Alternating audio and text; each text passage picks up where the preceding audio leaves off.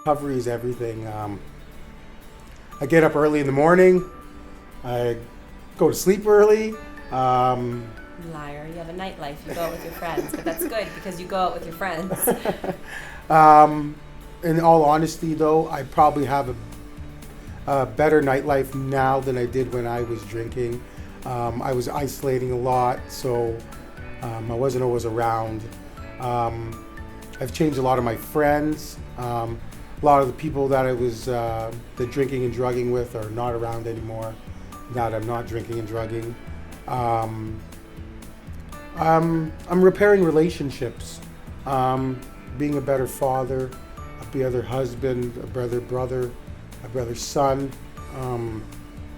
People look up to me again. I'm dependable. If I say something that I'm going to do, I do it. So yeah, a lot has changed, and it's all for the better. It has been the hardest thing that I ever had to do in my entire life. I've been through a lot of ups and downs, but recovery had to have been the hardest thing I ever did. But I'm really glad that I did it, and I feel great.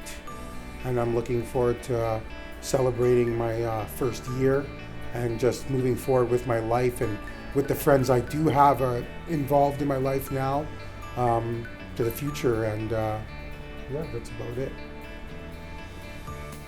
Yes, everything has changed. I have a partner back, somebody I can talk to, somebody who's logical and you can reason with and you can have an intelligent conversation with. Now I have somebody to even lean on in a time of need, whereas before he was leaning on me solely, which was overwhelming with his addiction.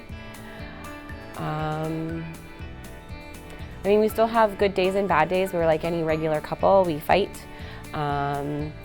We have triggers and we have bad days and things that we don't want to necessarily deal with, but we deal with them. We go to therapy, whether it's couples counseling or one-on-one. We go and we speak to our doctors. I have some mental health issues and Kevin has looked into it as well. Just because at the end of the day, you know, if you have diabetes, you're going to treat your diabetes.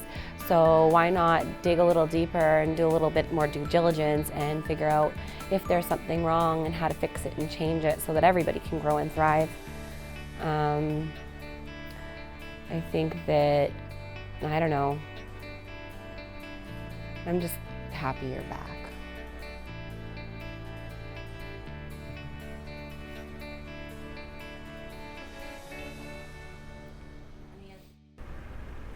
What makes recovery is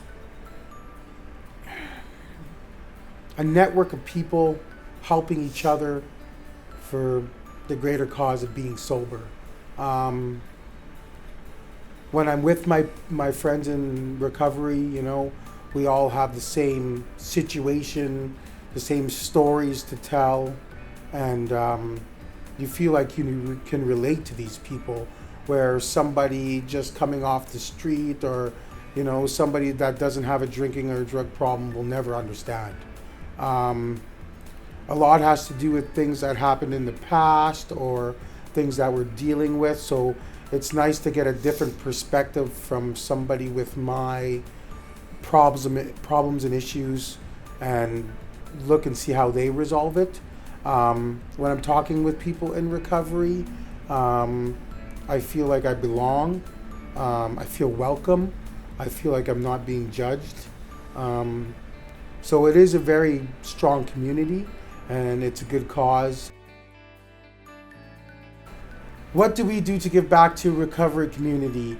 First off, attending meetings would be number one.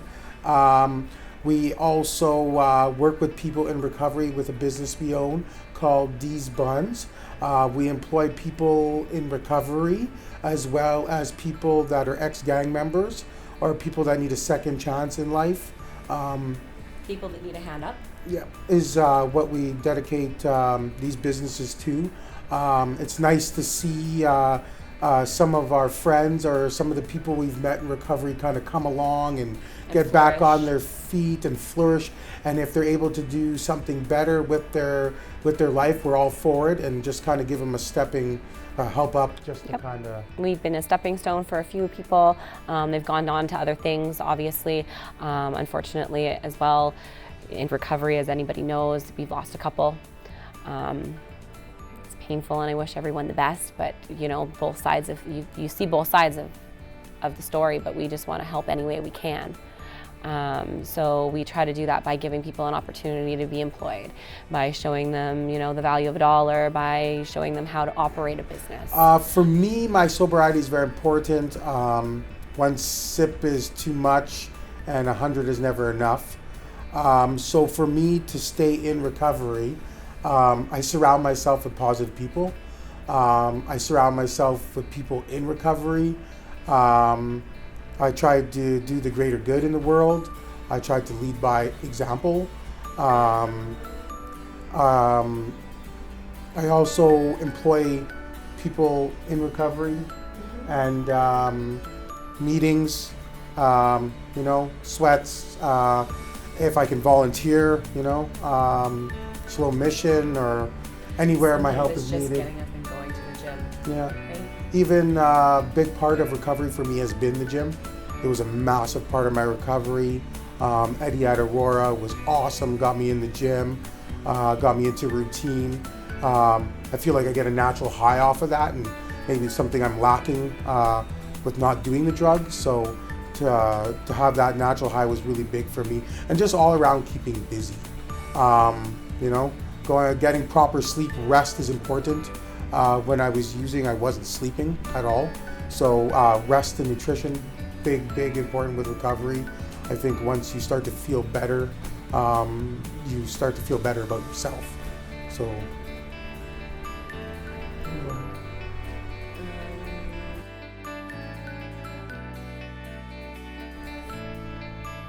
Well, my time isn't so focused on him now that he's in recovery, because I'm no longer concerned that he's going to die.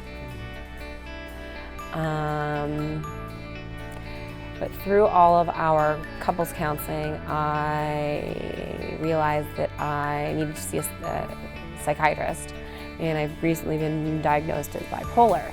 So while I'm not recovering from any sort of addiction, I am recovering from childhood traumas, and I suffer from severe PTSD and anxiety, and through Aurora's outpatient program and Michael Currick, I'm thriving. I've gone to the doctors and admitted that I need medication. I take my medication every day.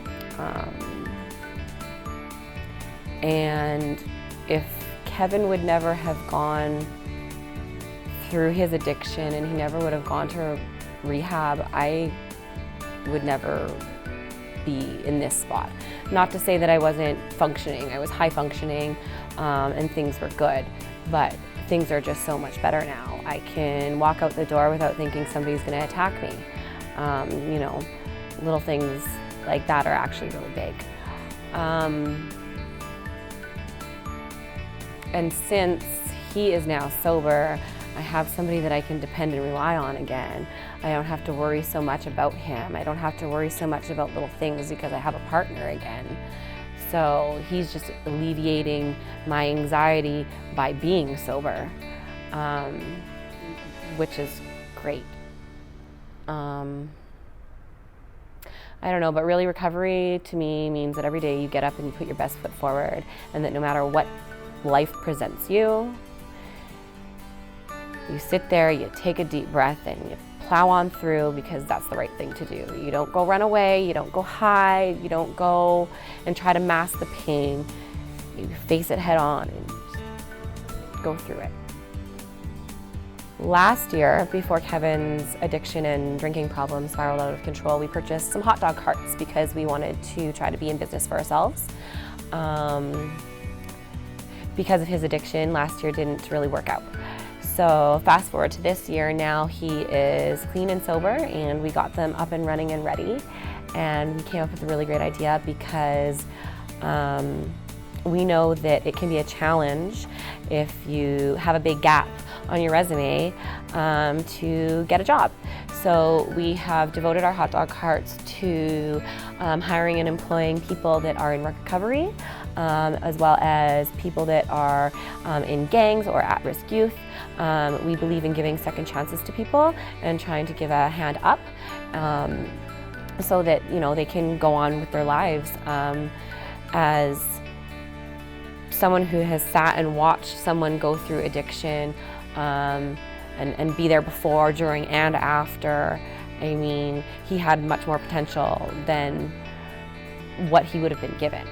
So I still feel like all these other people have much more potential and opportunity than they're being given. So we like to do that. We've had a couple of people since move forward and go on to do other things.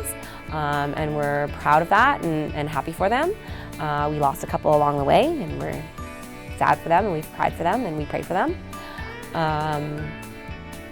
And we just hope that we can continue, to do what we're doing with our hot dog carts and, continue to help people. Also, we will be launching Winnipeg's first sober bar coming January to Winnipeg. It's a bar without alcohol. It's an interactive lounge. So that's our next project we're working on, just so there's a safe place for people in my situation to go and hang out and not be triggered. And still do karaoke, still dance on the dance floor, still watch the game, UFC fights, whatever it is. You can still do all the same things that you're doing at all these restaurants or all these lounges. However, there is no triggers. There's not going to be mocktails. There's not going to be triggers. There's just going to be good food with fun other kinds of drinks, healthy things, like food for your soul kind of, and a place where people can get information. Basically what we're trying to do is bridge the gap from being in the problem to AA. And we're doing that with the interactive lounge for sober people. There will be information and whatnot for people that are looking for a meeting or looking to learn more about addiction or mental health. There will be things set up there for you to read, and there'll be people there for you to talk to if you're having a bad day.